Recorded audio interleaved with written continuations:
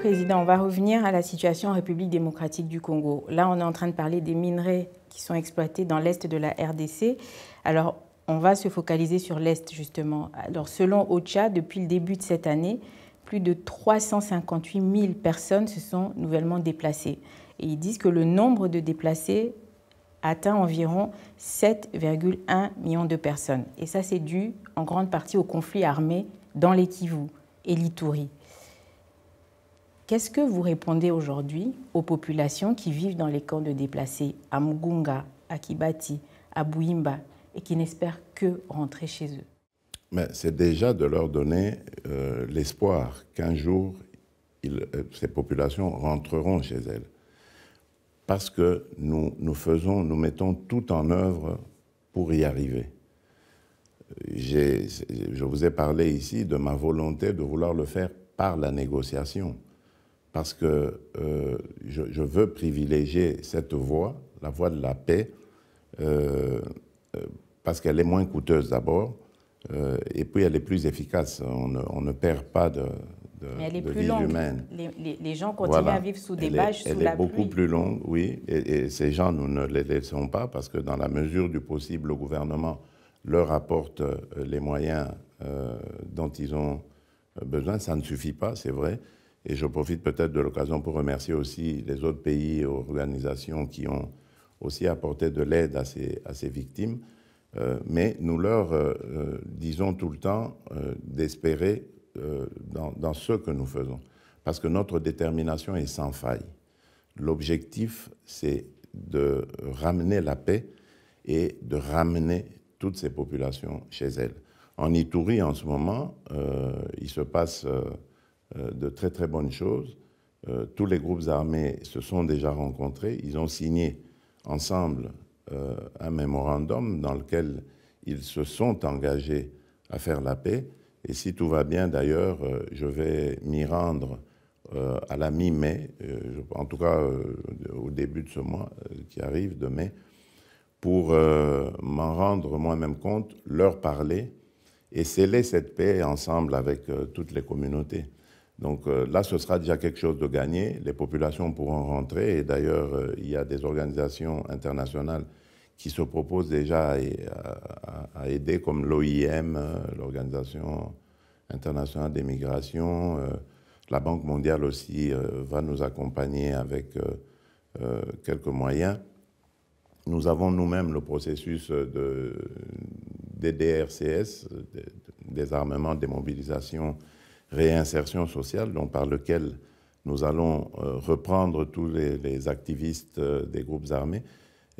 Et donc, si tout va bien, et je prie Dieu pour que vraiment que ça continue comme ça, le cas de l'Ituri sera réglé dans les mois à venir et nous pourrons fumer le calumet de la paix de ce côté-là. Il restera donc le Nord Kivu, où là, c'est une question de pillage des ressources de la République démocratique du Congo, en complicité évidemment avec certaines multinationales dans des pays industrialisés. Ça, c'est autre chose.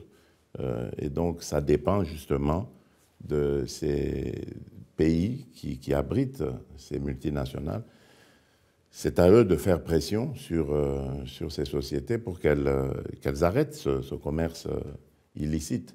Nous sommes les représentants de la République démocratique du Congo et nous sommes ouverts à toutes les discussions, prêts à parler d'échanges, de partenariats gagnant-gagnant avec toutes ces multinationales, plutôt que de les laisser se contenter de ce trafic macabre qui se fait sur la vie de nos concitoyens.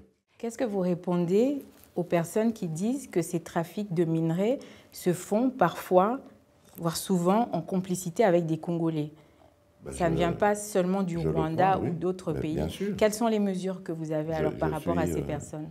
Mais les mesures, je crois que vous avez entendu, évidemment, on nous a, évidemment, les redresseurs de tort ont vite été en besogne pour nous juger. Vous avez par exemple appris que nous avons suspendu le moratoire sur la peine de mort. Évidemment parce que à cause de certains compatriotes, il y a justement ces dégâts humanitaires. Ce sont des choses qui arrivent pas seulement du fait du Rwanda seul, mais du Rwanda et de ses complices qui vivent en République démocratique du Congo et qui sont congolais pour certains d'entre eux. Et donc, c'est pour ça que nous brandissons, nous avons rétabli justement cette sanction pour les dissuader, parce que le premier objectif, c'est d'abord de les dissuader. Mais s'ils s'entêtent, eh ben, la peine de mort s'appliquera à eux. Monsieur le Président, vous venez de formuler une attente auprès des pays qui abritent les multinationales, dont les États-Unis, j'imagine, oui, dans le cas de Apple. Donc, qu'est-ce que vous attendez exactement? Quelle forme de sanction, quelle forme d'influence devrait mettre le gouvernement américain? Je ne sais pas, dans ces cas, quelles sanctions on peut appliquer. C'est à la justice d'y penser, mais il y a sûrement des amendes, il y a sûrement des condamnations aussi pour complicité de crimes, et voilà. Donc, je n'attends pas de sanctions précises comme telles. Je sais que ce sont des pays où la justice est libre, indépendante et efficace, et qui peut, cette justice, dissuader ce genre de trafic. Et surtout que les autorités congolaises sont prêtes à discuter justement de manière ouverte d'un partenariat pour exploiter ces minerais dans un modèle gagnant-gagnant. Vous savez, moi, j'ai justement à cause de tous ces malheurs que nous ont causés ces richesses, voulu capitaliser cela en disant nous devons cesser d'être une terre d'extraction tout simplement. On nous prend nos minerais, on va les transformer ailleurs et on vient nous revendre les produits finis. Nous voulons développer nous-mêmes la chaîne de valeur au Congo, le plus loin possible qu'elle puisse s'étaler. Et ensuite, c'est dans des partenariats pareils que c'est pour ça que j'appelle ça gagnant-gagnant, parce que ça ferait que nous allons pouvoir lutter contre la pauvreté en créant des emplois, en créant de la richesse, et en même temps avoir des partenaires qui, eux aussi, vont pouvoir se retrouver dans ce partenariat. Donc, par exemple, Apple négociera directement avec la République démocratique du Congo. À quoi ça sert de négocier avec un vulgaire voleur qui, en plus, fait ce trafic au prix du sang, en tuant les Congolais? Donc, les téléphones que vous avez ici dans vos pays contiennent le sang des Congolais. Et comment est-ce que juger le mémorandum d'entente qui était conclu entre l'Union européenne et le Rwanda au mois de février pour favoriser le développement des chaînes de valeur durables et résilientes pour les matières premières? Comme une prime faite à la guerre et au pillage, tout simplement. Parce que je vous dis, il n'y a pas 1 gramme de ces minerais dans le sous-sol rwandais, pas 1 gramme. Tout est pillé en République démocratique du Congo. Je vous ai expliqué de quelle manière ça arrive au Rwanda. C'est estampillé par une ONG qui valide le fait que ce soit des minerais rwandais et propres, et c'est expédié justement vers ces entreprises-là. Ça, c'est scandaleux. Que l'Union européenne valide un tel marchandage, un vil marchandage, c'est dégoûtant. Et je félicite la Belgique parce qu'au moment où cette décision est arrivée de l'Union européenne, je suis passé par la Belgique. Je m'étais évidemment plaint de ce que la Belgique, membre de l'Union européenne, ait aussi participé à cela, mais je félicite le gouvernement belge parce que le Premier ministre m'avait expliqué que la Belgique a émis des réserves sur ce mémorandum et a exigé qu'il y ait une traçabilité désormais. Donc, dans ce qu'ils vont faire avec le Rwanda, qu'il y ait une traçabilité de ces minerais. Et vous verrez qu'à cette occasion, nous allons découvrir que ces minerais ne viennent pas du Rwanda. Et donc, si l'Union européenne ne s'adapte pas, est-ce que vous chercherez d'autres partenariats et où? Si l'Union européenne ne s'adapte pas, ça veut dire que l'Union européenne favorise le pillage des ressources minérales de la République démocratique du Congo, et le problème se posera à l'Union européenne. Donc je n'ai même pas besoin de prendre une décision quelconque. Je reste ouvert. Moi, je n'ai pas besoin de condamner l'Union européenne. L'Union européenne a plusieurs pays qui sont amis de la République démocratique du Congo, l'Allemagne, la France, la Belgique, la Hongrie. Je vais m'y rendre d'ailleurs dans quelques jours. Donc, je n'ai pas à condamner ces pays-là. Je sais que si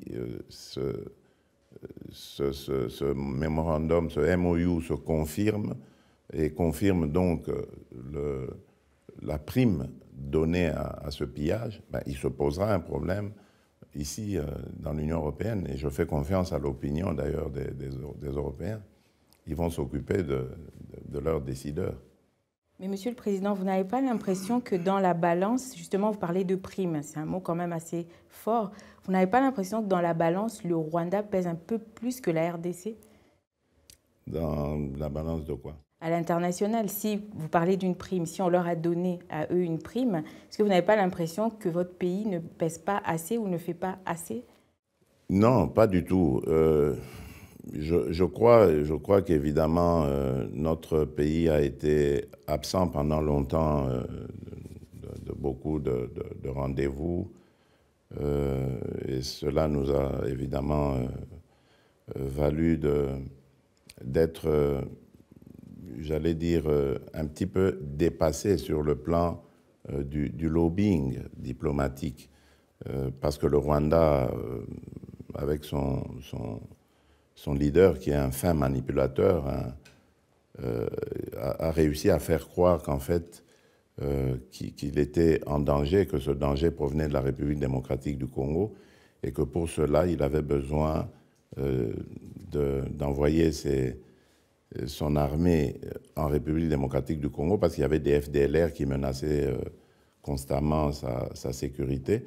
Mais en réalité, à côté de cela, il pillait les ressources. Et comme au Congo, en ce moment-là, ben, il n'y avait pas, je vais le dire très clairement, de dirigeants capables de pouvoir dénoncer cela, évidemment, le Rwanda en a profité.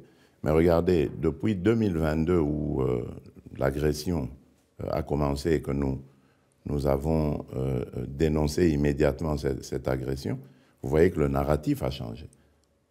Donc ça ne fait qu'une année et demie que cela a commencé, alors que pendant 30 ans, le Rwanda a berné le monde entier. Donc donnez-nous le temps de rattraper notre retard, dû au fait qu'il y a eu un silence complice dans notre pays, dans le chef même de ceux qui dirigeaient ce pays-là. Et aujourd'hui, nous nous en rendons compte. Même l'armée a été complètement désarticulée, affaiblie, désorganisée pour ne pas qu'elle puisse être capable de faire face à toutes ces agressions.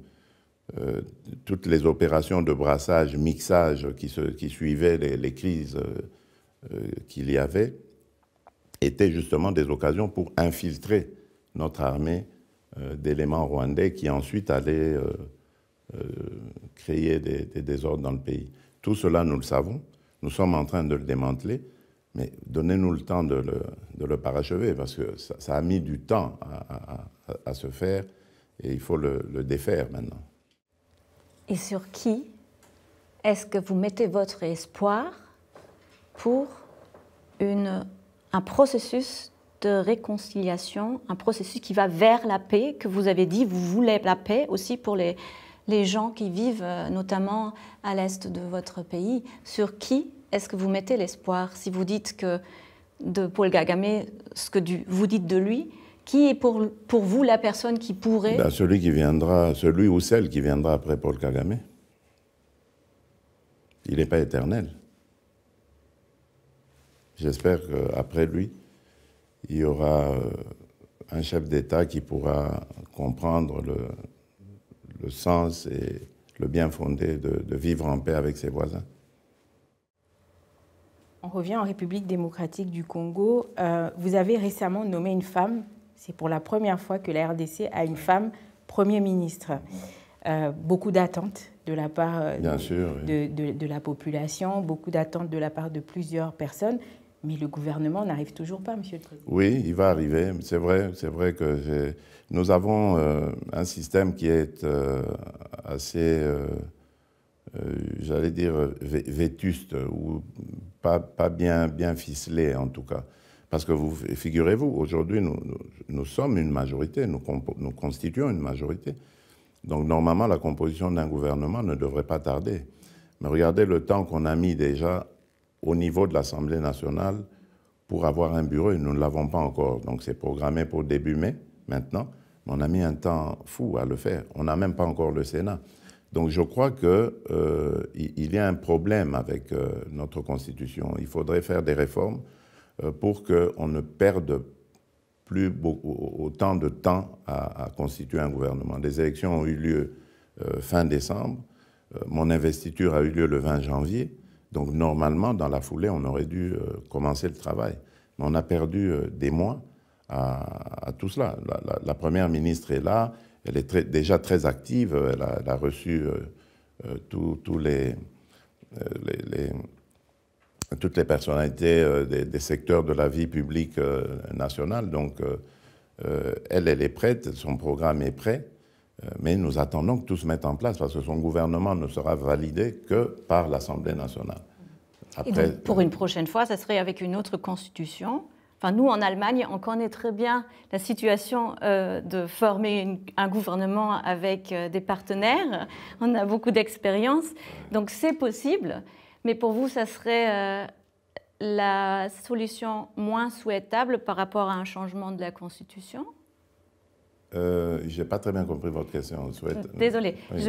Comme vous avez dit que ça prenait du temps et peut-être on devrait changer la Constitution. Il faudrait constituer. Oui, dans quel sens exactement? Changer la Constitution de sorte que, déjà d'abord, ce système de la proportionnelle, pour un pays comme le Congo, je trouve, au niveau national, je trouve que ce n'est pas très efficace. C'est justement ce système qui nous prend du temps parce que il faut identifier les regroupements ou les partis politiques qui veulent marcher ensemble, qui forment la majorité. Puis ensuite, il faut commencer à discuter avec les uns et les autres pour constituer le gouvernement. Mais c'est du temps, c'est énormément de temps que nous prenons.